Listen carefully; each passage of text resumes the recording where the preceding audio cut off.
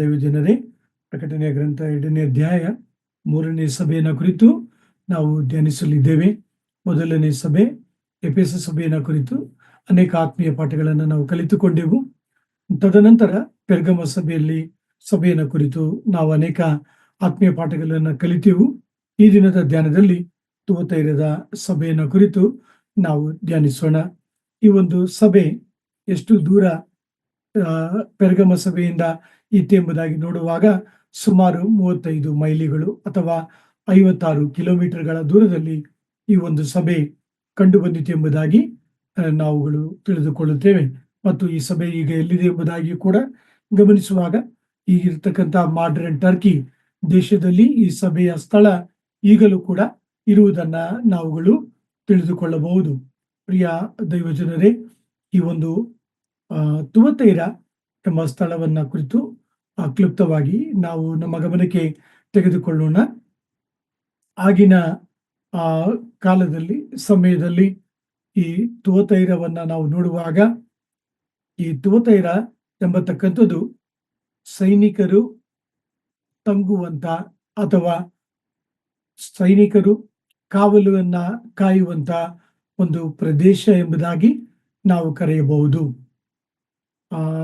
ಪ್ರಿಯರೇ, ಯಾಕೆ ಈ ಒಂದು ಸ್ಥಳದಲ್ಲಿ ಸೈನಿಕರು ಉಳಿದುಕೊಳ್ಳುತ್ತಿದ್ದರು ಮತ್ತು ಅದರ ಭದ್ರತೆ ಈ ವಿಷಯಗಳನ್ನ ನಾವು ತಿಳಿದುಕೊಳ್ಳುವಾಗ ಈ ಒಂದು ತುವತೈರತಕ್ಕಂಥ ಸಭೆ ಇದ್ದಂಥ ಸ್ಥಳ ಅದು ಬೆಟ್ಟ ಗುಡ್ಡಗಳ ಒಂದು ಸ್ಥಳವಲ್ಲ, ಅದು ಒಂದು ಸಮಾನಾಂತರವಾದಂಥ ಸ್ಥಳವಾಗಿತ್ತು.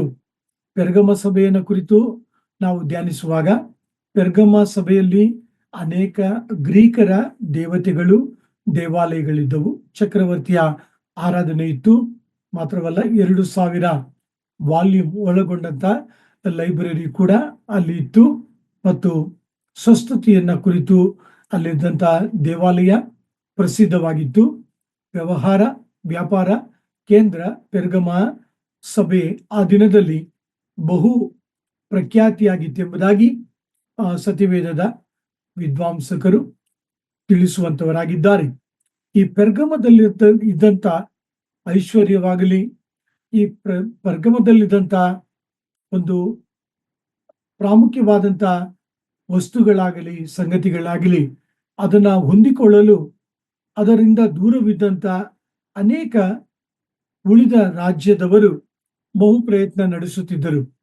ಅದರ ಪರಿಣಾಮವಾಗಿ ಪೆರ್ಗಮಕ್ಕೆ ಭದ್ರತೆಯನ್ನ ಒದಗಿಸುವ ಸಲುವಾಗಿ ತುವತೈರವನ್ನ ಪೆರ್ಗಮದಲ್ಲಿದ್ದಂಥ ಐಶ್ವರ್ಯವಂತರು ಅಥವಾ ಅಲ್ಲಿದ್ದಂಥ ಎಲ್ಲ ವಿಧವಾದಂಥ ಗಣ್ಯ ವ್ಯಕ್ತಿಗಳು ತಮ್ಮ ಸ್ವಂತ ಹಣದಿಂದ ಇಲ್ಲಿ ಸೈನಿಕ ಪಡೆಯನ್ನ ತುವತೈರದಲ್ಲಿ ಅವರು ಇರಿಸಿದ್ದರೆಂಬುದಾಗಿ ಈ ಒಂದು ವಾಕ್ಯದ ಧ್ಯಾನದ ಹಿನ್ನೆಲೆಯಲ್ಲಿ ನಾವುಗಳು ತಿಳಿದುಕೊಳ್ಳಬಹುದು.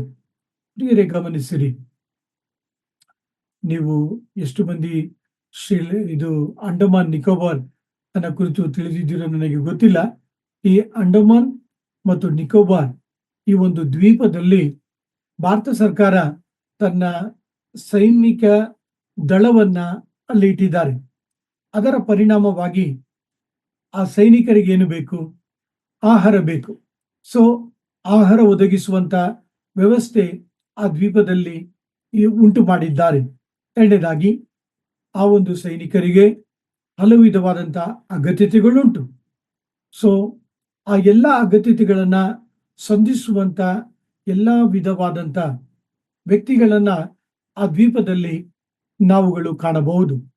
ನನ್ನ ಸಮೀಪ ಸಹೋದರನು ಅಂಡಮಾನ್ ನಿಕೋಬಾರ್ಗೆ ಹೋಗಿದ್ದನು.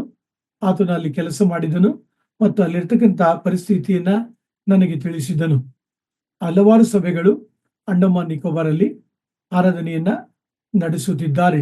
ಆದರೆ ಈ ಒಂದು ದ್ವೀಪದ ಪ್ರಾಮುಖ್ಯತೆ ಏನೆಂಬುದಾಗಿ ನೋಡುವಾಗ ಭಾರತ ಸರ್ಕಾರದ ಸೈನಿಕ ದಳ ಅಲ್ಲಿರುವ ಕಾರಣ ಅವರ ಅನುಕೂಲತೆಗೆ ತಕ್ಕಂತ ಉಳಿದ ಎಲ್ಲಾ ವಿಧವಾದಂತ ಬಟ್ಟೆ ಅಂಗಡಿ ಇರಬಹುದು, ಒಂದು ತಾಮ್ರಗಳನ್ನ ಮಾಡುವಂತ ವಸ್ತುಗಳ ಸಾಮಾನುಗಳ ಅಂಗಡಿ ಇರಬಹುದು, ಅಥವಾ ಯಾವುದೇ ವಿಧವಾದಂತ ಒಂದು ಕಾರ್ಖಾನೆಗಳು ಅಲ್ಲಿ ಇರುವುದಾದರೆ ಅಲ್ಲಿ ಅವಶ್ಯಕತೆಗಳು ದೊರಕುವುದಾದರೆ ಅವೆಲ್ಲವುಗಳಿಗೆ ಕಾರಣ ಈ ಒಂದು ಸಿಪಾಯಿ ಅಥವಾ ಸೈನಿಕ ದಳವೇ ಆಗಿತ್ತು.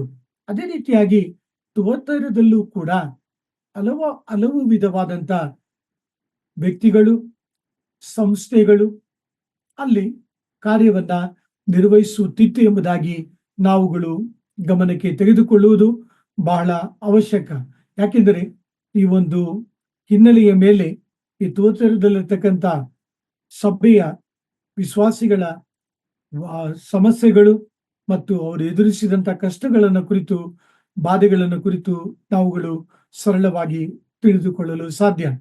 ನಿಮ್ಮಲ್ಲಿ ಅನೇಕರು ಕೇರಳವನ್ನ ನೀವು ಭೇಟಿ ಕೊಟ್ಟಿದ್ದೀರಿ ಎಂಬುದಾಗಿ ನಾನು ನಂಬುತ್ತೇನೆ. ಕೆಲಸದ ನಿಮಿತ್ತವಾಗಿ ನಾನು ಕೇರಳಕ್ಕೆ ಹೋಗಿದ್ದೆ. ಈ ಕೆಲಸದ ನಿಮಿತ್ತವಾಗಿ ಕೇರಳಕ್ಕೆ ನಾನು ಹೋಗಿದ್ದಾಗ ಬೆಂಗಳೂರಿನಿಂದ ಒಂದು ಇಂಜಿನ್ ಅನ್ನ ಅಲ್ಲಿಗೆ ತೆಗೆದುಕೊಂಡಿದ್ದರು. ಆ ಒಂದು ಇಂಜಿನ್ ಅನ್ನ ಆ ಒಂದು ಶೋರೂಮ್ಗೆ ನಾವು ಇಳಿಸಬೇಕಾದರೆ ಅಲ್ಲಿರತಕ್ಕಂಥ ಯೂನಿಯನ್ ವ್ಯಕ್ತಿಗಳಿಗೆ ನಾವುಗಳು ವಿವರಗಳನ್ನ ಕೊಡಬೇಕಾಗಿತ್ತು. ಸರ್, ಈ ಒಂದು ವಸ್ತು ಈ ಸ್ಥಳದಿಂದ ಇಲ್ಲಿಗೆ ಬರುತ್ತಿದೆ, ಈ ವಸ್ತುವನ್ನ ನಾವು ಇಲ್ಲಿಟ್ಟು ಉಪಯೋಗಿಸಲಿದ್ದೇವೆ, ಇದರ ಒಂದು ವಿಷಯಗಳಲ್ಲಿ ನಾವು ನಿಮಗೆ ವಿವರಣೆಯನ್ನ ಕೊಡುತ್ತಿದ್ದೇವೆ ಎಂಬುದಾಗಿ ನಾವು ಅವರಿಗೆ ಮೊದಲನೇದಾಗಿ ತಿಳಿಸಬೇಕಾಗಿತ್ತು. ತದನಂತರ ಅವರ ಅನುಮತಿಯ ಪ್ರಕಾರ ಮತ್ತು ಅದಕ್ಕೆ ಅವರು ಸ್ವಲ್ಪ ಹಣವನ್ನು ಕೂಡ ತೆಗೆದುಕೊಳ್ಳುತ್ತಿದ್ದರು. ಹಣ ತೆಗೆದುಕೊಂಡ ನಂತರ ಅವರ ಅನುಮತಿಯ ನಂತರ ಆ ಒಂದು ಸ್ಥಳದಲ್ಲಿ ನಾವು ತಂದಂತ ವಸ್ತುವನ್ನ ನಾವು ಇಳಿಸಿಕೊಳ್ಳಬೇಕಾಗಿತ್ತು.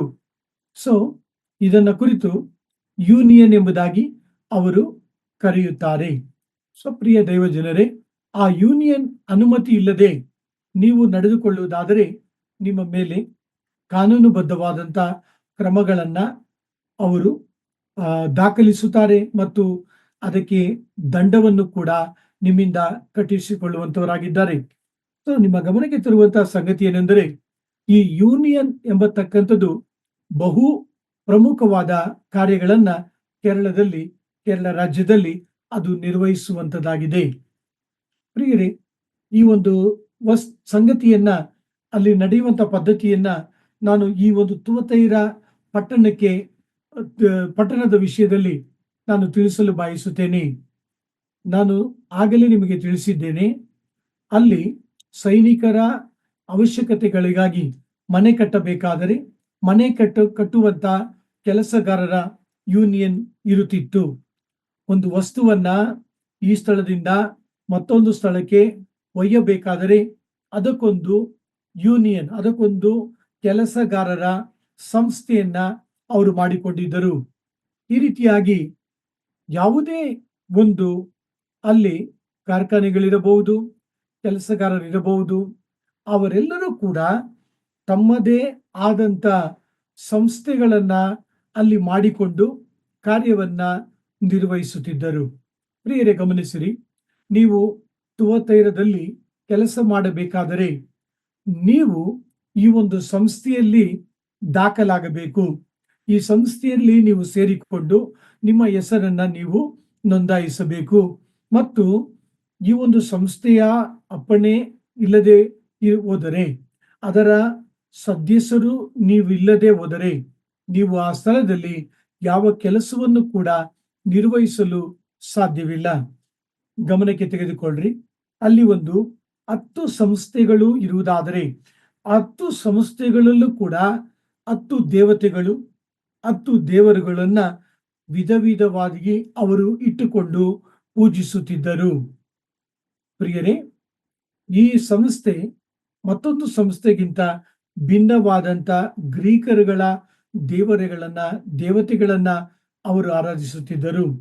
ನೀವು ಈ ಒಂದು ಸಂಸ್ಥೆಗೆ ಸೇರಿಕೊಳ್ಳಬೇಕಾದರೆ, ಈ ಸಂಸ್ಥೆಯಲ್ಲಿ ಮೂಲಕ ಕೆಲಸ ಮಾಡಬೇಕಾದರೆ, ಈ ಸಂಸ್ಥೆಯ ಮೂಲಕ ನಿಮ್ಮ ಸಂಪಾದನೆಯನ್ನ, ನಿಮ್ಮ ವೇತನವನ್ನ, ನಿಮ್ಮ ಸಂಬಳವನ್ನ ದೊರಕಿಸಿಕೊಳ್ಳಬೇಕಾದರೆ ಇವರ ಒಂದು ಪದ್ಧತಿಗಳನ್ನ ನೀವು ಕೈಗೊಳ್ಳಬೇಕಾಗಿತ್ತು. ಇವರ ಒಂದು ಸಂಸ್ಕೃತಿಯನ್ನ ನೀವುಗಳು ಕೈಗೊಳ್ಳಬೇಕಾಗಿತ್ತು. ಇವರ ಒಂದು ಆಚರಣೆಗಳನ್ನ ನೀವು ಪಾಲಿಸಬೇಕಾಗಿತ್ತು. ಈ ಒಂದು ಸಂಸ್ಕೃತಿ ಈ ತುವತೈರದಲ್ಲಿ ಕರ್ತನನ್ನು ನಂಬಿದಂತ ಮಕ್ಕಳಿಗೆ ಬಹು ದೊಡ್ಡದಾದಂತ ಬಾಧೆಯು ಸಂಕಟವಾಗಿತ್ತು ಎಂಬುದಾಗಿ ಈ ಒಂದು ತುವತೈರ ವಿಷಯದಲ್ಲಿ ಅದರ ಹಿನ್ನೆಲೆಯನ್ನ ಅಲ್ಲಿದ್ದಂತ ಘಟನೆಯನ್ನ ಕುರಿತು ನಿಮ್ಮ ಗಮನಕ್ಕೆ ತರಲು ಬಯಸುತ್ತೇನೆ. 18ನೇ ವಾಕ್ಯದ ಮೊದಲ ಭಾಗವನ್ನು ನೀವು ಗಮನಿಸುವುದಾದ್ರೆ, ತುವತೈರದಲ್ಲಿರುವ ಸಭೆಯ ದೂತನಿಗೆ ಬರೆ. ಸೊ ಆಂಗ್ಲ ಭಾಷೆಯಲ್ಲಿ ನೀವು ನೋಡುವುದಾದರೆ the angel of the church at Thyatira. So ಪ್ರಿಯ ದೈವ ಜನರೇ, ಈ ಒಂದು ವಾಕ್ಯಕ್ಕೆ ಒತ್ತು ಕೊಡಲು ಬಯಸುತ್ತೇನೆ. ನೋಡಿರಿ, ದೇವರು ದೇವ ದೂತರಿಗೆ ಸುವಾರ್ತೆಯನ್ನು ಸಾರುವುದಕ್ಕಾಗಲಿ ಅಥವಾ ವಾಕ್ಯಗಳನ್ನ ಉಪದೇಶ ಮಾಡುವುದಕ್ಕಾಗಲಿ ದೇವರು ಅನುಮತಿಯನ್ನ ಕೊಟ್ಟಿಲ್ಲ.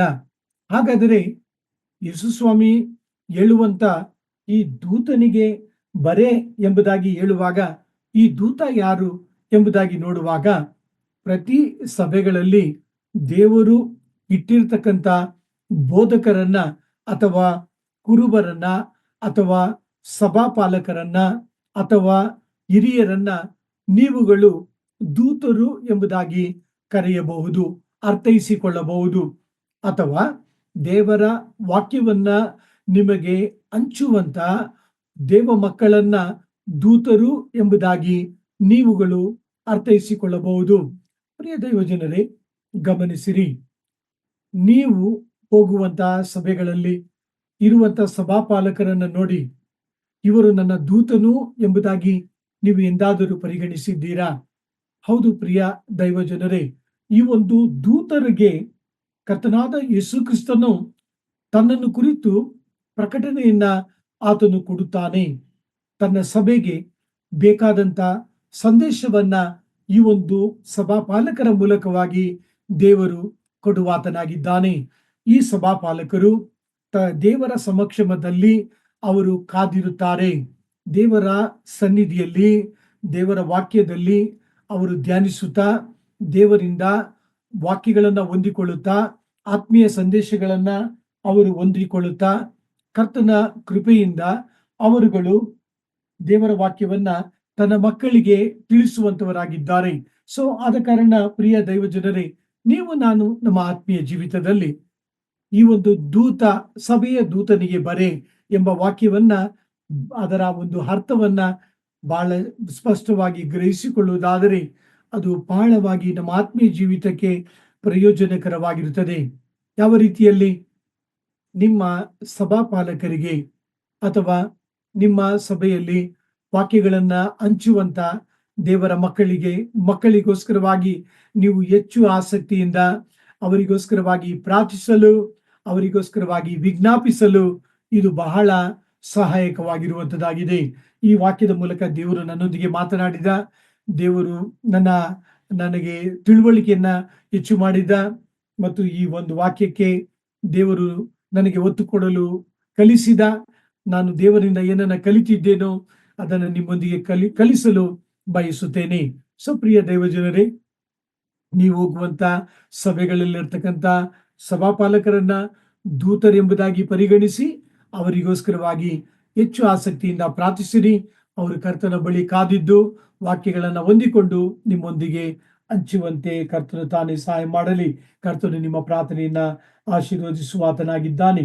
ತುವತೈರದಲ್ಲಿರುವ ಸಭೆ ಎಂಬುದಾಗಿ ಕರ್ತನು ಈ ವಾಕ್ಯ ಭಾಗದಲ್ಲಿ ತಿಳಿಸುತ್ತಿದ್ದಾನೆ. ಪ್ರಿಯರೇ, ಸಭೆ ಎಂಬ ಹೆಸರಿನ ಅರ್ಥವನ್ನು ನಾವೆಲ್ಲರೂ ಕೂಡ ಬಲ್ಲವರಾಗಿದ್ದೀರಿ. ಈ ಒಂದು ಸಭೆ ಎಂಬ ಹೆಸರಿನ ಅರ್ಥವನ್ನ ನಾವು ನೋಡುವಾಗ, ಸೊ ಗ್ರೀಕ್ ಭಾಷೆಯ ಭಾಷಾಂತರವನ್ನ ನೀವು ಬಲ್ಲವರಾಗಿದ್ದೀರಿ. ಈ ಲೋಕದೊಳಗಿಂದ ದೇವರು ನನ್ನನ್ನು ನಮ್ಮೆಲ್ಲರನ್ನು ತನಗೋಸ್ಕರವಾಗಿ ಆರಿಸಿಕೊಂಡಿದ್ದಾನೆ. ಯೋಹಾನ ಬರೆದ ಸುವಾರ್ತೆ 15ನೇ ಅಧ್ಯಾಯದಲ್ಲಿ ನಾವು ಧ್ಯಾನಿಸುವುದಾದರೆ, ನೀವು ನನ್ನನ್ನು ಆರಿಸಿಕೊಳ್ಳಲಿಲ್ಲ, ನಾನು ನಿಮ್ಮನ್ನು ಆರಿಸಿ ತೆಗೆದುಕೊಂಡಿದ್ದೇನೆ. ಸೊ ಅದರ ಅರ್ಥ ಸಭೆ. ಸೊ ಪ್ರಿಯ ದೈವ ಜನರೇ, ಯೇಸು ಸ್ವಾಮಿಯನ್ನ ಸ್ವಂತ ರಕ್ಷಕನಾಗಿ ಸ್ವೀಕರಿಸಿಕೊಂಡಂತ ಮಕ್ಕಳು ಒಬ್ಬರಾಗಿ, ಇಬ್ಬರಾಗಿ, ಮೂವರಾಗಿ ಕೂಡಿ ಬರುವಾಗ ಅದು ಸಭೆ ಎಂಬುದಾಗಿ ಕರೆಯಲ್ಪಡುತ್ತದೆ. ಮತ್ತಾಯ ಬರೆದ ಸುವಾರ್ತೆ 18ನೇ ಅಧ್ಯಾಯದಲ್ಲಿ ನಾವು ಓದುತ್ತೇವೆ, ಎಲ್ಲಿ ಇಬ್ಬರು ಅಥವಾ ಮೂವರು ನನ್ನ ನಾಮದಲ್ಲಿ ಕೂಡಿ ಬಂದಿರುತ್ತಾರೋ ಅವರ ಮಧ್ಯದಲ್ಲಿ, ಅವರ ನಡುವೆ ನಾನಿದ್ದೇನೆ ಎಂಬುದಾಗಿ ಸ್ವಾಮಿ ತಿಳಿಸುತ್ತಿದ್ದಾರೆ. ಸೊ ಪ್ರಿಯ ದೈವ ಜನರೇ, ಒಂದು ಸಭೆ ಎಂಬುದಾಗಿ ನಾವು ಕರೆಯುವುದಾದರೆ 2 ಅಥವಾ 3 ಆತ್ಮಗಳು ಇರುವುದಾದರೆ ಅದು ಸಭೆ ಎಂಬುದಾಗಿ ದೇವರ ವಾಕ್ಯ ಕರೆಯುತ್ತದೆ ಮತ್ತು ನಾವು ಅದನ್ನ ಅರ್ಥೈಸಿಕೊಳ್ಳಬಹುದು. ಕೆಲವು ಸಭೆಗಳಲ್ಲಿ 3 ಲಕ್ಷ ಸದಸ್ಯರಿದ್ದಾರೆ, ಕೆಲವು ಸಭೆಗಳಲ್ಲಿ 1000 ಸಂಖ್ಯೆಯಲ್ಲಿ ಸದಸ್ಯರಿದ್ದಾರೆ, ಕೆಲವು ಸಭೆಯಲ್ಲಿ ಕಡಿಮೆ ಸಂಖ್ಯೆಯಲ್ಲಿ ಸದಸ್ಯರಿದ್ದಾರೆ. ನಿಮ್ಮ ಸಭೆಯಲ್ಲಿ, ನೀವು ಆರಾಧಿಸುವಂತ ಸಭೆಯಲ್ಲಿ ಕಡಿಮೆ ಸಂಖ್ಯೆಯ ವಿಶ್ವಾಸಿಗಳು ಇರುವುದಾದರೆ ದೇವರ ವಾಕ್ಯಕ್ಕೆ ನಿಮ್ಮ ಸಭೆಯನ್ನ ಹೋಲಿಸಿಕೊಳ್ಳಿರಿ. ಎಲ್ಲಿ ಇಬ್ಬರು ಅಥವಾ ಮೂವರು ನನ್ನ ನಾಮದಲ್ಲಿ ಕೂಡಿ ಬಂದಿರುವುದಾದರೆ ಅವರ ನಡುವೆ ನಾನಿದ್ದೇನೆ ಎಂಬುದಾಗಿ ಯೇಸು ಸ್ವಾಮಿಯ ಮಾತುಗಳನ್ನ ನೀವು ನಿಮ್ಮ ಹೃದಯಕ್ಕೆ ತೆಗೆದುಕೊಳ್ಳಿರಿ. ನನ್ನ ಸಭೆ ದೊಡ್ಡದಾದ ಸಭೆಯಲ್ಲವಲ್ಲ, ನನ್ನ ಸಭೆಯಲ್ಲಿ ಹೆಚ್ಚು ಆತ್ಮಗಳು ಬರುತ್ತಿಲ್ಲವಲ್ಲ, ನಾನು ಹೋಗುವಂತ ಸಭೆಯಲ್ಲಿ ಅದು ಒಂದು ದೊಡ್ಡ ಕಟ್ಟಡ ಅಲ್ಲ ಎಂಬುದಾಗಿ ದಯಮಾಡಿ ನೀವು ದುಃಖಿಸಬೇಡಿರಿ ಅಥವಾ ಗೊಂದಲಕ್ಕೊಳಗಾಗಬೇಡಿರಿ. ಪ್ರಿಯ ದೈವ ಜನರೇ, ನಮ್ಮ ಸ್ಥಾನಿಕ ಸಂಘವನ್ನ ನಾವು ನೋಡುವುದು ಮಾತ್ರವಲ್ಲ, ನಾವು ಜಗತ್ತಿನಾದ್ಯಂತ ಇರತಕ್ಕಂತ ಸಾರ್ವತ್ರಿಕ ಸಂಘವನ್ನ ಕುರಿತು ನಮ್ಮ ಮನಸ್ಸಿನಲ್ಲಿ ನಾವು ಗಮನದಲ್ಲಿ ಇಟ್ಟುಕೊಳ್ಳಬೇಕು. ಪ್ರಕಟಣೆಯ ಗ್ರಂಥ 4ನೇ ಅಧ್ಯಾಯ 5ನೇ ಅಧ್ಯಾಯಗಳಲ್ಲಿ ನಾವು ನೋಡುವಾಗ ಅಲ್ಲಿ ಅವರ ಸಂಖ್ಯೆ ಲಕ್ಷೋಪಲಕ್ಷವಾಗಿಯೂ ಕೋಟಿಯೋಂತರ ಕೋಟಿಯಾಗಿಯೂ ಇತ್ತು ಎಂಬುದಾಗಿ ಯೋಹಾನರು ವಿವರಿಸುತ್ತಿದ್ದಾರೆ.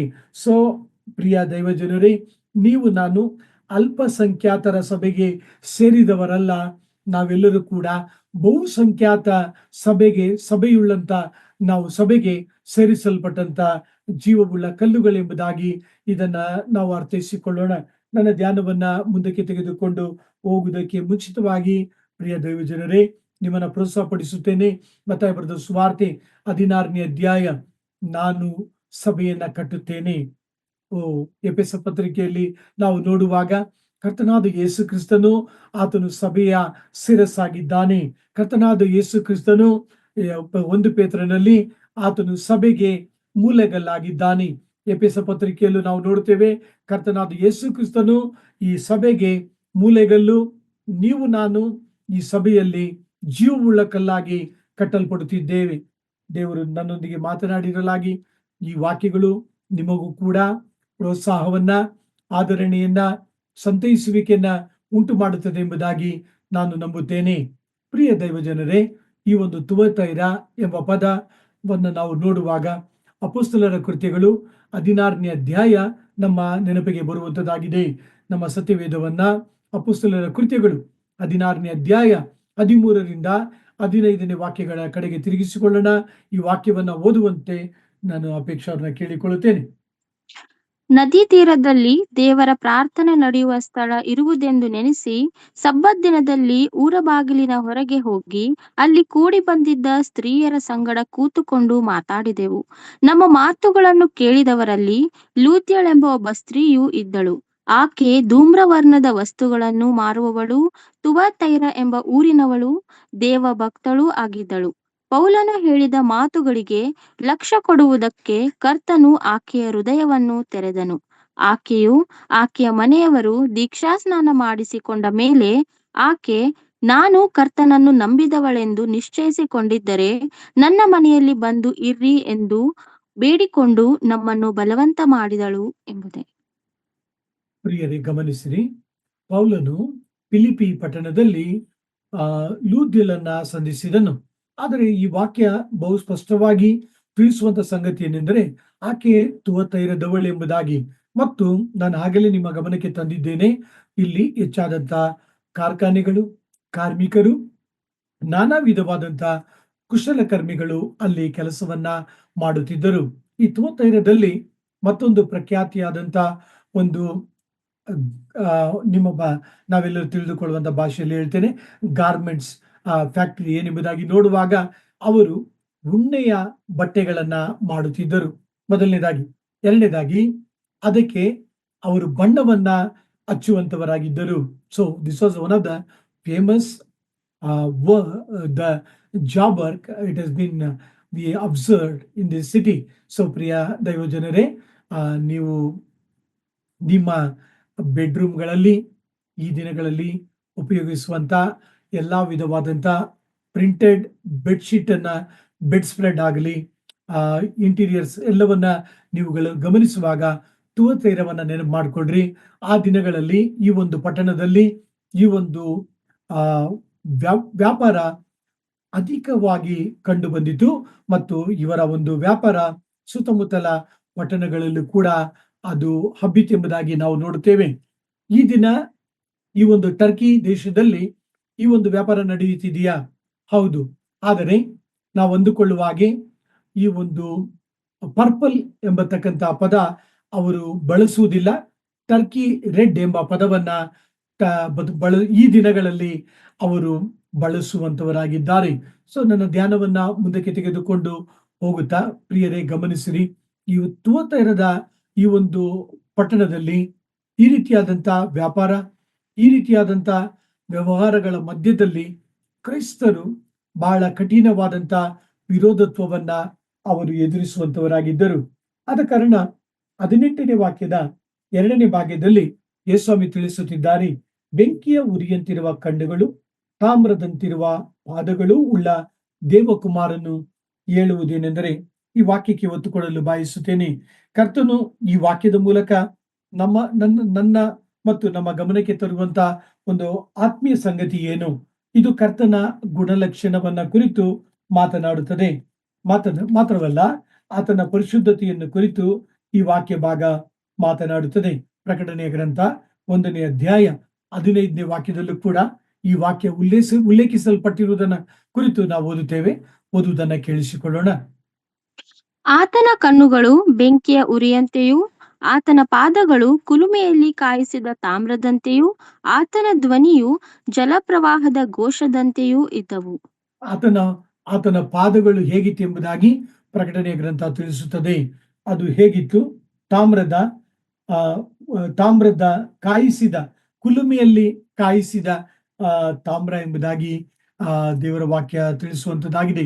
ಸೊ ಪ್ರಿಯ ದೈವ ಜನರೇ, ಅಲ್ಲಿನ ಜನರು ಹೆಚ್ಚಾಗಿ ತಾಮ್ರದ ಕೆಲಸಗಳನ್ನು ಕೂಡ ಅವರು ಮಾಡುವಂತವರಾಗಿದ್ದರು. ಸೊ ಈ ವಾಕ್ಯಕ್ಕೆ ಯೇಸುಸ್ವಾಮಿ 18ನೇ ವಾಕ್ಯದಲ್ಲಿ ಅದನ್ನ ಬಯಲುಪಡಿಸುತ್ತಿದ್ದಾನೆ. ತಾಮ್ರದಂತಿರುವ ಪಾದಗಳು ಉಳ್ಳ ದೇವಕುಮಾರನು. ನೀವು ಪ್ರಕಟಣೆಯ ಗ್ರಂಥ 1ನೇ ಅಧ್ಯಾಯ 15ನೇ ವಾಕ್ಯದಲ್ಲಿ ಗಮನಿಸುವಾಗ ಆತನು ದೇವರೆಂಬುದಾಗಿ ಕರೆಯಲ್ಪಡುತ್ತಿದ್ದಾನೆ. ಆದರೆ ಈ ವಾಕ್ಯ ಭಾಗದಲ್ಲಿ ದೇವಕುಮಾರನ್ ಎಂಬುದಾಗಿ ಕರೆಯಲ್ಪಡುತ್ತಿದ್ದಾನೆ. ಸೊ ಪ್ರಿಯರೇ, ನೀವು ನಾನು ಈ ಒಂದು ವಾಕ್ಯಗಳನ್ನ ಗಮನಿಸುವಾಗ ನಮ್ಮ ಕರ್ತನು ನಮ್ಮನ್ನು ಬಲ್ಲವನಾಗಿದ್ದಾನೆ. ಆತನು ನಮ್ಮನ್ನ ತಿಳಿದಿದ್ದಾನೆ. ಆತನು ತನ್ನ ಮಕ್ಕಳ ಅಗತ್ಯತೆಗಳನ್ನ ಬಲ್ಲಂತ ಕರ್ತನು ತನ್ನ ಮಕ್ಕಳನ್ನ ಆತನು ಪ್ರೋತ್ಸಾಹಪಡಿಸುವಂತ ಕರ್ತನಾಗಿದ್ದಾನೆ. ಆತನ ಕಣ್ಣುಗಳು ಬೆಂಕಿಯ ಉರಿಯಂತಿದೆ.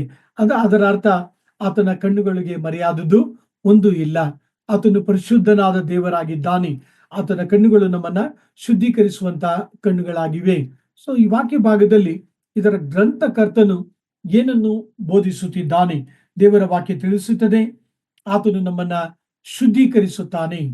ಈ ತಾಮ್ರ, ಈ ಬೆಂಕಿಯ ಕುಲುಮೆ, ಅದು ಇವೆಲ್ಲವುಗಳು ಕೂಡ ತನ್ನ ಮಕ್ಕಳನ್ನ ಶುದ್ಧೀಕರಿಸುವುದನ್ನ ಕುರಿತು ಮಾತನಾಡುತ್ತದೆ. ಮಾತ್ರವಲ್ಲ, ನ್ಯಾಯ ತೀರಿಸುವುದನ್ನ ಕುರಿತು ಮಾತನಾಡುವಂತದ್ದಾಗಿದೆ.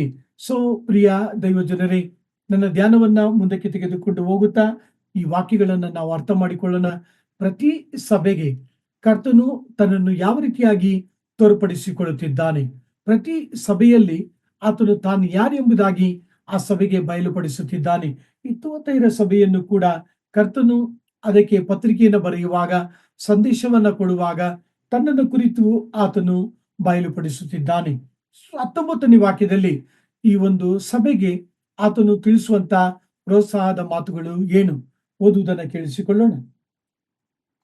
ಬೆಂಕಿಯ ಉರಿಯಂತಿರುವ ಕಣ್ಣುಗಳು, ತಾಮ್ರದಂತಿರುವ ಪಾದಗಳು ಉಳ್ಳ ದೇವಕುಮಾರನು ಹೇಳುವುದೇನೆಂದರೆ, ನಿನ್ನ ಕೃತ್ಯಗಳನ್ನು, ನಿನ್ನ ಪ್ರೀತಿಯನ್ನು, ನಂಬಿಕೆಯನ್ನು, ಪರೋಪಕಾರವನ್ನು, ತಾಳ್ಮೆಯನ್ನು ಬಲ್ಲೆನು. ಇದಲ್ಲದೆ ನಿನ್ನ ಕಡೇ ಕೃತ್ಯಗಳು ನಿನ್ನ ಮೊದಲಿನ ಕೃತ್ಯಗಳಿಗಿಂತ ಹೆಚ್ಚಾದವುಗಳೆಂದು ಬಲ್ಲೆನು ಎಂಬುದು. ಕರ್ತನು ತನ್ನನ್ನು ಸಭೆಗೆ ಬಯಲುಪಡಿಸಿಕೊಂಡ ನಂತರ ತದನಂತರ ಆತನು ತಿಳಿಸುತ್ತಿದ್ದಾನೆ. ಆತನು ಏನೆಂಬುದಾಗಿ ತಿಳಿಸುತ್ತಿದ್ದಾನೆ? ದೇವರ ವಾಕ್ಯ ಏನು ಹೇಳುತ್ತದೆ?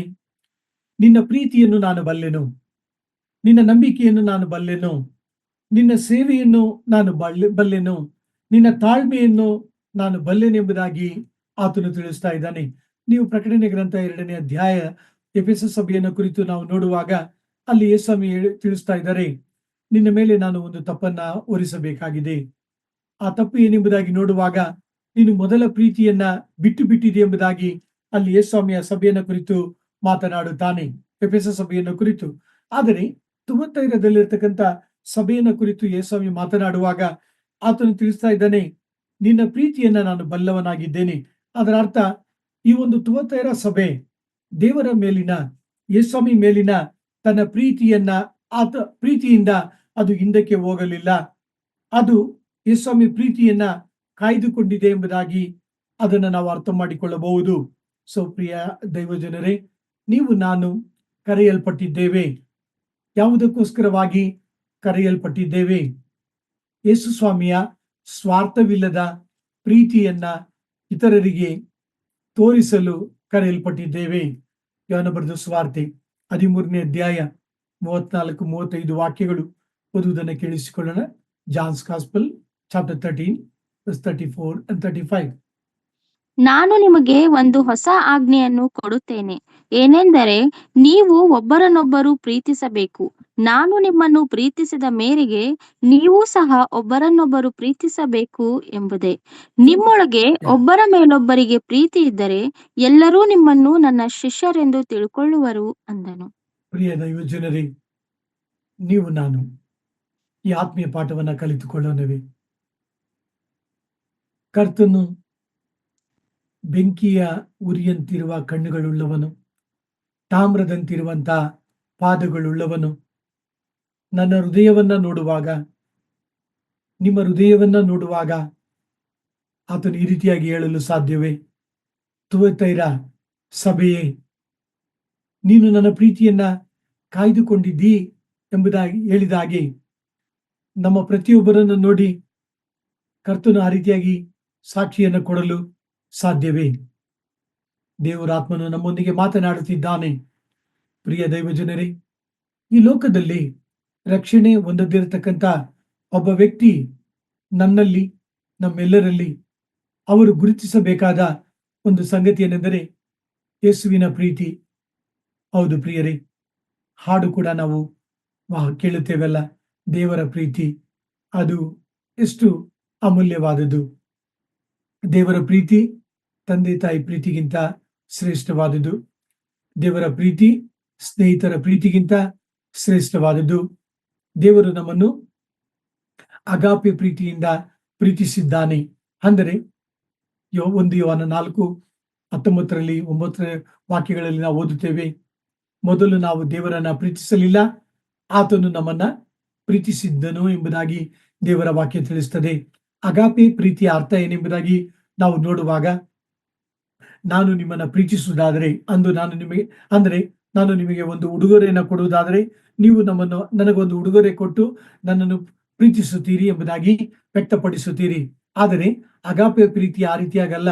ನಾವು ದೇವರಿಗೆ ವೈರಿಗಳಾಗಿದ್ದಾಗ, ನಾವು ದೇವರಿಗೆ ಶತ್ರುಗಳಾಗಿದ್ದಾಗ, ನಾವು ಅಶಕ್ತರಾಗಿದ್ದಾಗ, ನಾವು ಭಕ್ತಿಹೀನರಾಗಿದ್ದಾಗ ದೇವರು ತನ್ನ ಪ್ರಾಣವನ್ನ ಶಿಲುಬೆಯಲ್ಲಿ ಕೊಟ್ಟು ನಮ್ಮನ್ನ ಪ್ರೀತಿಸಿದನೆಂಬುದಾಗಿ ದೇವರ ವಾಕ್ಯ ತಿಳಿಸುವಂತದ್ದಾಗಿದೆ. ಅದೇ ಅಗಾಪೆ ಪ್ರೀತಿ. ಪ್ರಿಯ ದೈವಜನರೇ, ನೀವು ನಾನು ಆ ಅಗಾಪೆ ಪ್ರೀತಿಯನ್ನ ಹೊಂದಿದ್ದೇವೆ. ರೋಮ 5ನೇ ಅಧ್ಯಾಯ 1ನೇ ವಾಕ್ಯ ಓದುವುದನ್ನು ಕೇಳಿಸಿಕೊಳ್ಳೋಣ. Romans chapter 5 verse 1. Let us hear the reading. ಹೀಗಿರಲಾಗಿ ನಾವು ನಂಬಿಕೆಯಿಂದ ನೀತಿವಂತರಾದ ಕಾರಣ ನಮ್ಮ ಕರ್ತನಾದ ಯೇಸುಕ್ರಿಸ್ತನ ಮೂಲಕ ದೇವರೊಂದಿಗೆ ಉಂಟಾದ ಸಮಾಧಾನದಲ್ಲಿ ಇರೋಣ. ಉಳಿದ ವಾಕ್ಯಗಳನ್ನ ನೀವು ಗಮನಿಸುವುದಾದರೆ, ದೇವರ ಪ್ರೀತಿಯ ರಸವು ನಮ್ಮ ಹೃದಯಗಳಲ್ಲಿ ಧಾರಾಳವಾಗಿ ಸುರಿದದ ಎಲ್ಲ ಎಂಬುದಾಗಿ ದೇವರ ವಾಕ್ಯ ಹೇಳುತ್ತದೆ. ಒಬ್ಬ ಧರ್ಮೋಪದೇಶಕನು ಯೇಸುಸ್ವಾಮಿ ಬಳಿ ಬಂದನು.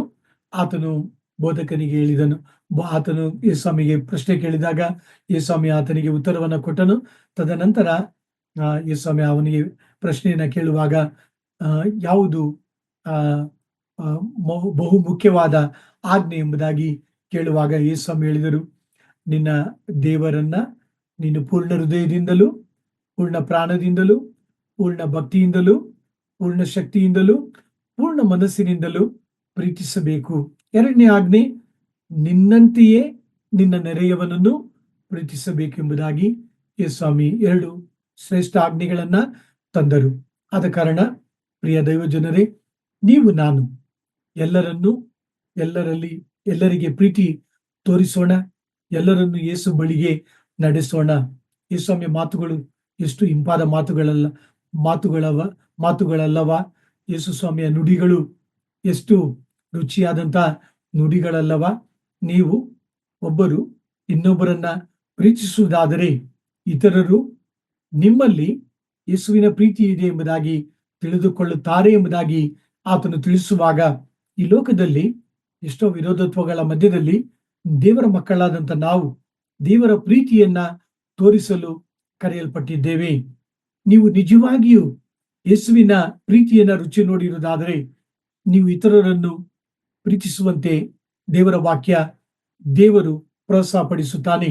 ಅಂದರೆ ನೀವು ನಾನು ನಮ್ಮ ಸ್ವಂತ ಬಲದಿಂದ, ನಮ್ಮ ಸ್ವಂತ ಜ್ಞಾನದಿಂದ ಇನ್ನೊಬ್ಬರನ್ನ ಪ್ರೀತಿಸಲು ಸಾಧ್ಯವಿಲ್ಲ. ದೇವರು ನಮ್ಮನ್ನು ಪ್ರೀತಿಸಿದ ಕಾರಣ, ಆ ಪ್ರೀತಿ ನಮ್ಮ ಹೃದಯದಲ್ಲಿರುವ ಕಾರಣ ನಾವು ಇತರರನ್ನ ಪ್ರೀತಿಸಲು ಕರೆಯಲ್ಪಟ್ಟಿದ್ದೇವೆ. ಸಮೀಪದಲ್ಲಿ ಚೈನಾ ಮಿಷನರಿಯ ಸಾಕ್ಷಿಯನ್ನ ಕೇಳುತ್ತಿದ್ದೆ.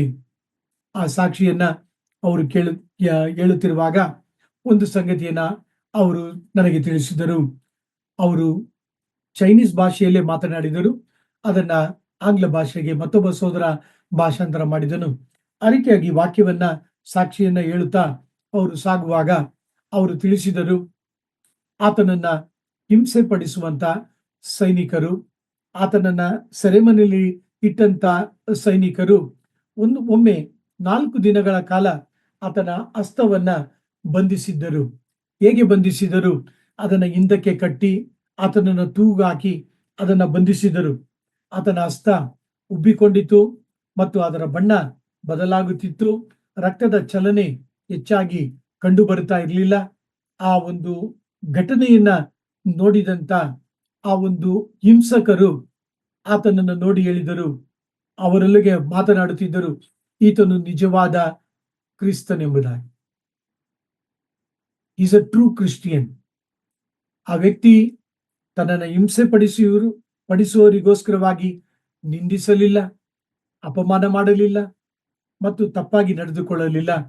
ಪ್ರಿಯ ದೈವಜನರೇ, ಆ ಒಂದು ಹಿಂಸೆಯಲ್ಲೂ ಕೂಡ ಅವರು ಕರ್ತನನ್ನ ಮಹಿಮೆಪಡಿಸಿದರು. ಮತ್ತು ಇವರ ಒಂದು ಸಾಕ್ಷಿಯನ್ನ ಕೇಳಿದಂತ ಆ ಸಹೋದರ ಬಹಳವಾಗಿ ಬಲಗೊಂಡನು.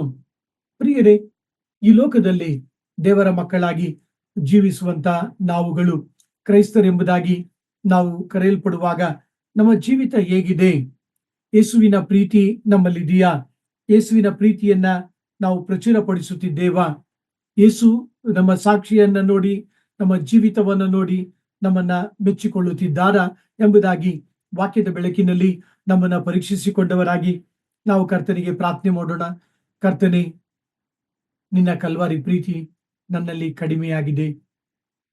ಯಾವ ರೀತಿಯಾಗಿ ಆ ಕಲ್ವಾರಿ ಶಿಲುಬೆಯಲ್ಲಿ ನಿನ್ನನ್ನು ಹಿಂಸೆಪಡಿಸುವುದಕ್ಕೋಸ್ಕರವಾಗಿ, ನಿನ್ನನ್ನು ಮಳೆಗಳಿಂದ ಜಡಿದಂತ ವ್ಯಕ್ತಿಗಳಿಗೋಸ್ಕರವಾಗಿಯೂ, ನಿನ್ನನ್ನು ದೂಷಿಸಿದಂತ ಕಳ್ಳನಿಗೋಸ್ಕರವಾಗಿಯೂ, ಆ ಶಿಲುಬೆಯ ಸುತ್ತ ಇದ್ದಂತ ಜನರನ್ನು ನೋಡಿ, ತಂದೆಯೇ, ಅವರನ್ನ ಕ್ಷಮಿಸು, ಅವರು ಏನು ಮಾಡುತ್ತಿದ್ದಾರೋ ಹರಿಯರು ಎಂಬುದಾಗಿ ಹೇಳಿ ಅವರನ್ನ ಪ್ರೀತಿಸಿದೆಯಲ್ಲ, ಆ ಪ್ರೀತಿ ನನ್ನಲ್ಲಿಲ್ಲ, ಆ ಪ್ರೀತಿ ನಮ್ಮಲ್ಲಿಲ್ಲ.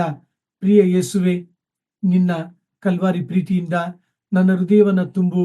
ಆಗ ನಾನು ಇತರರನ್ನ ಪ್ರೀತಿಸಲು ನಿನ್ನ ಸಹಾಯದಿಂದ, ನಿನ್ನ ಕೃಪೆಯಿಂದ, ನಿನ್ನ ಆತ್ಮನ ಬಲದಿಂದ ನನಗೆ ಸಾಧ್ಯವಾಗುವುದು.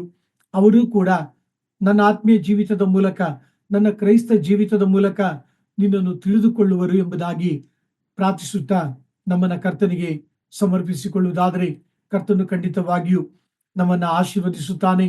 ನಾವು ಕರ್ತನಿಗೋಸ್ಕರವಾಗಿ ಅನೇಕ ಆತ್ಮಗಳನ್ನ ಗೆದ್ದುಕೊಳ್ಳುವಂತೆ ಆತನು ಸಹಾಯ ಮಾಡುವಾತನಾಗಿದ್ದಾನೆ.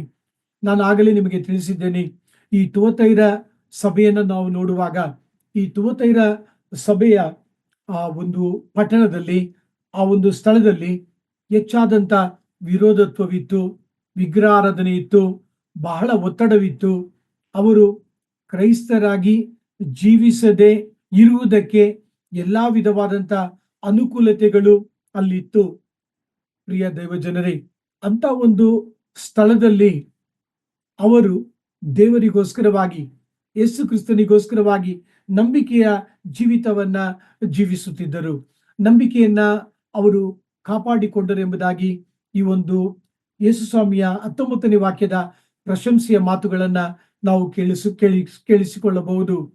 ಪ್ರಿಯರೇ, ನೀವು ವಾಸ ಮಾಡುವಂತ ಮನೆಗಳಲ್ಲಿ, ನೀವು ಕೆಲಸ ಮಾಡುವಂತ ಸ್ಥಳಗಳಲ್ಲಿ, ಸಮಾಜದಲ್ಲಿ, ಬಂಧು ಬಳಗದ ಮಿತ್ರರ ಮಧ್ಯಗಳಲ್ಲಿ ವಿರೋಧತ್ವಗಳು ಇರಬಹುದು.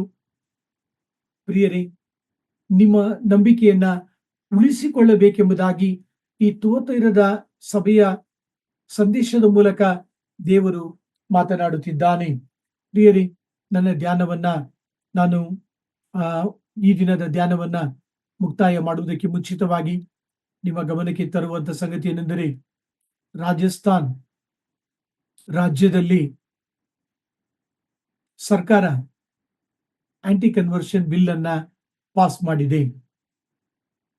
ಅದರ ಅರ್ಥ, ಬಲವಂತವಾಗಿ ಮತಾಂತರ ಮಾಡುವುದಾದರೆ 10 ವರ್ಷಗಳ ಸಜೆ,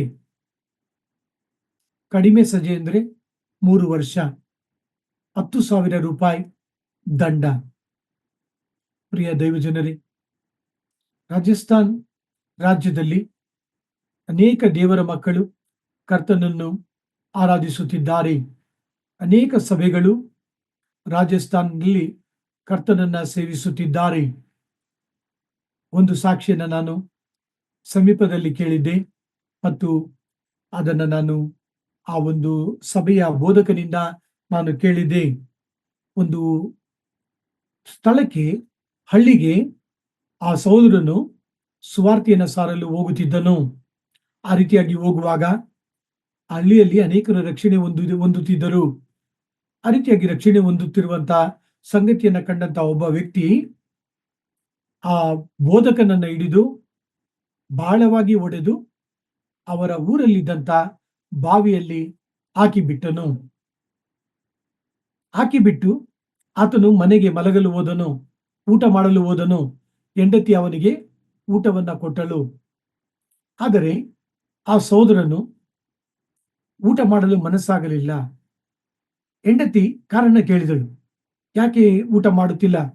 ರಾಜಸ್ಥಾನದಲ್ಲಿ ನಡೆದಂತ ಘಟನೆ. ಆ ಸಹೋದರನು ಹೇಳಿದನು, ಈ ದಿನ ಆ ಕ್ರೈಸ್ತ ಬೋಧಕನಿಗೆ ನಾನು ಬಹಳವಾಗಿ ಹೊಡೆದು ಬಿಟ್ಟೆ. ಆ ಒಂದು ಹಳ್ಳದಲ್ಲಿ ನಾನು ಆತನನ್ನ ಹಾಕಿದ್ದೇನೆ. ಅವನ ಪರಿಸ್ಥಿತಿ ಹೇಗಿದೆ ಎಂಬುದಾಗಿ ನನಗೆ ಗೊತ್ತಿಲ್ಲ ಎಂಬುದಾಗಿ ತನ್ನ ಹೆಂಡತಿಗೆ ತಿಳಿಸಿದನು. ತದನಂತರ ಅವರು ಸಮಾಧಾನವಿಲ್ಲದೆ ಕುಟುಂಬವಾಗಿ ಆ ಬೋಧಕನನ್ನ ಹುಡುಕಲು ಹೋದರು. ಗಾಯದಿಂದ ಬಿದ್ದಿದಂತ ಆ ಬೋಧಕನನ್ನ ತೆಗೆದುಕೊಂಡು ಅವರ ಮನೆಗೆ ಕರೆತಂದರು. ಆ ಬೋಧಕನಿಗೆ ಚಿಕಿತ್ಸೆ ಮಾಡಿದರು, ಆಹಾರ ಕೊಟ್ಟರು. ಬೋಧಕನು ಅವರಿಗೆ ಸುವಾರ್ತೆಯನ್ನು ಸಾರಿದನು. ಆ ಕುಟುಂಬ ರಕ್ಷಣೆ ಹೊಂದಿತು. ಈ ರೀತಿಯಾಗಿ ಸಾವಿರಾರು ಸಾಕ್ಷಿಗಳು ರಾಜಸ್ಥಾನ್ ರಾಜ್ಯದಲ್ಲಿ ಇದೆ. ಪ್ರಿಯ ದೈವಜನರೇ, ಹಿಂಸೆಯಲ್ಲಿ ಹಾದು ಹೋಗುವಾಗ, ವಿರೋಧತ್ವದಲ್ಲಿ ಹಾದು ಹೋಗುವಾಗ ಕ್ರಿಸ್ತನಿಗೋಸ್ಕರವಾಗಿ ನಾವು ನಂಬಿಗಸ್ತರಾಗಿ ನಿಂತುಕೊಳ್ಳಲು ಸಾಧ್ಯವೋ? ನಿಂತುಕೊಳ್ಳಬೇಕೆಂಬುದಾಗಿ ಯೇಸು ಸ್ವಾಮಿ ತನ್ನ ವಾಕ್ಯದ ಮೂಲಕ ನಮ್ಮನ್ನ ಪ್ರೋತ್ಸಾಹಪಡಿಸುತ್ತಿದ್ದಾನೆ. ಕರ್ತನ ಕೃಪೆ ನಿಮ್ಮೆಲ್ಲರೊಂದಿಗಿರಲಿ.